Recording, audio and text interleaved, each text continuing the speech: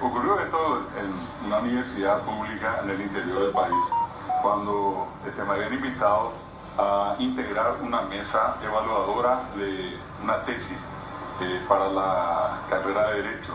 Era un estudiante que ya terminó la carrera y dependía de esa defensa para finalmente aprobado eso, optar el grado de Derecho, abogado, sí, abogado. derecho.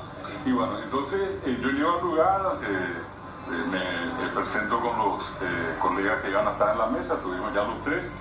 Entra el estudiante, en este caso, a defender su tesina, y al empezar, él comienza a tener ciertas dificultades.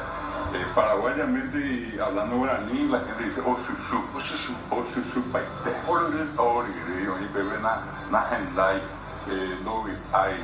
Bueno, entonces yo me di cuenta de la situación, creí exactamente que la razón era la que finalmente quedó demostrado después, que él tenía dificultades para hablar en castellano. Entonces yo le pido permiso a mis compañeros de la mesa y le pedí un tiempito para intervenir. Y le pregunto, ¿y le tanta muchacho? El ponaje, le pido el niño no ponaje, ella guaraní, era pico leñi, sé castellano.